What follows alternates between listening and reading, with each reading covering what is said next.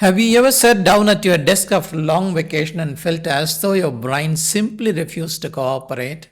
You open a textbook that you understood perfectly a month ago, and suddenly it feels unfamiliar.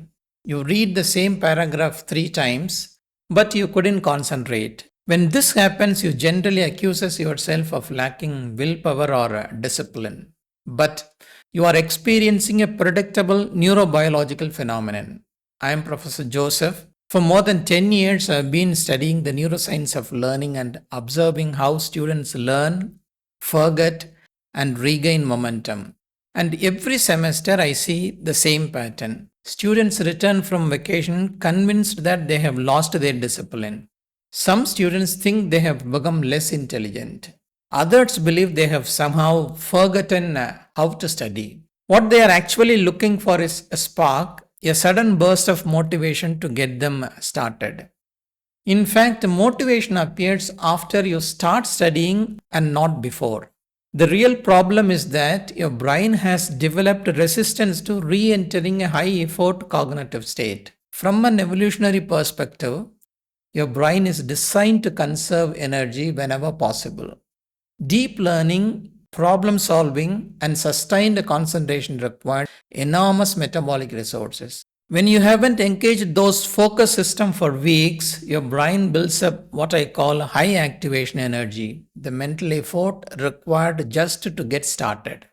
Today, we are going to look beneath the surface of this mental fog. I want to unpack the exact neural circuitry that causes your brain to resist deep focus after a period of rest, and share a precise 10-minute structural protocol designed to bypass that biological defense system entirely. Let's begin with what happened during vacation. Most vacations are dominated by what I call low effort dopamine activities: scrolling, streaming videos, casual entertainment. These activities provide immediate rewards with very little cognitive effort. Now compare that with studying. The reward for studying is delayed.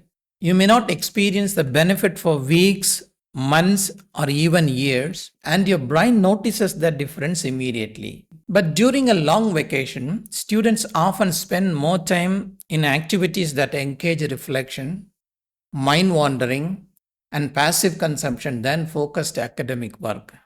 Studying, however, requires a different set of neural systems. It requires engagement of what neuroscientists call a task positive network. The task positive network supports focused attention, working memory, executive control, then active retrieval and problem solving. So, when you sit down after weeks of long cognitive demand, your brain must shift gears from a default mode network dominated state to a task positive network dominated state. If you have ever sat in front of a textbook and felt strangely uncomfortable during the first few minutes, that feeling is not a character flaw. It reflects the cognitive effort required to reactivate attention systems, working memory, and the executive control. The important thing to remember is the friction is normal, but it is temporary. And most students misinterpret that temporary friction as evidence that they can't study anymore. Now let us look at the mistake that keeps students stuck. They return from vacation and immediately demand 4 hours of study or 6 hours of study. Sometimes they spend entire day for productivity. The moment your metabolic mice brain hears that demand, it calculates the energy cost and it represents with a resistance. So instead of making a large commitment, we use what I call the 10-minute protocol. You negotiate with your brain. You say, I am only going to study for 10 minutes, nothing more than that. And you make a second promise. When the timer reaches 10 minutes, I have complete permission to stop. Then what happens? The task no longer feels overwhelming. But what should you do during those 10 minutes? That is where schema priming becomes important. The brain learns more effectively when new information can connect to existing knowledge structures or schemas. Don't start with a difficult chapter. Instead, flip through the chapter, look at the diagram, read headlines, review summaries, Ask yourself, what do I already know about this topic? Even a small connection is valuable. Why? Because when you do this, it registers in the brain that the material is important. The brain actively starts to process it, and slowly the resistance begins to fade. Because you are activating existing neural representation before introducing new information. You are preparing the brain for the learning rather than forcing learning. Think of this as warming a neural pathway before sending heavy traffic through it. The brain dislikes cognitive vacuums. Schema priming gives incoming information somewhere to learn in the brain. Now let's make sure the protocol actually works. To do that, we need to discuss what I call friction trading. Every obstacle between you and your first study session creates resistance. That is, finding your notes, looking for a pen, deciding which chapter to study, cleaning your desk. Each task seems small, but together they create enough friction to keep the default mode network comfortable and prevent the task positive network from fully engaging.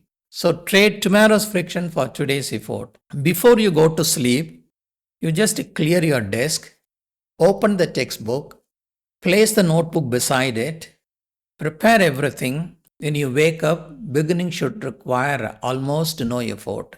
Then comes the final step, that is the prefrontal warm-up. Think of your prefrontal cortex as the CEO of the brain.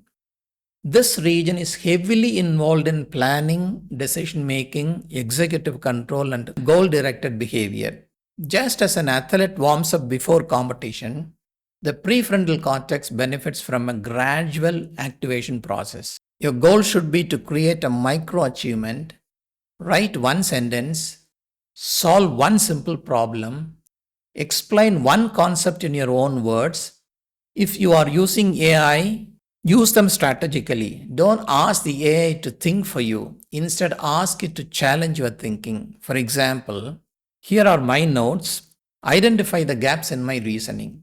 Now your prefrontal cortex must evaluate, analyze, compare, and respond. That is active learning. And when you achieve that first small success, something powerful happens. You experience a small effort based dopamine reward. The brain begins to associate the task with the progress. Momentum starts to build, and often by the time the 10-minute timer rings, the task positive network is fully engaged and you no longer want to stop. Remember this, the hardest part of any semester is rarely the final examination. The hardest part is usually the first 10 minutes of the first few days. And if you start early, and you will learn better.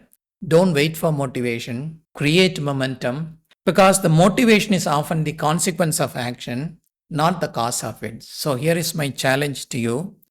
Before you leave this video, identify the one subject you have been avoiding, the one that feels the heaviest, the one you have promised yourself you will start tomorrow, and set a timer for 10 minutes. Just 10. Use schema priming, reduce the friction, warm up the prefrontal cortex, and watch what happens. My prediction is simple. Most of you won't stop at 10 minutes because once the brain overcomes the activation energy, studying becomes dramatically easier than anticipating studying.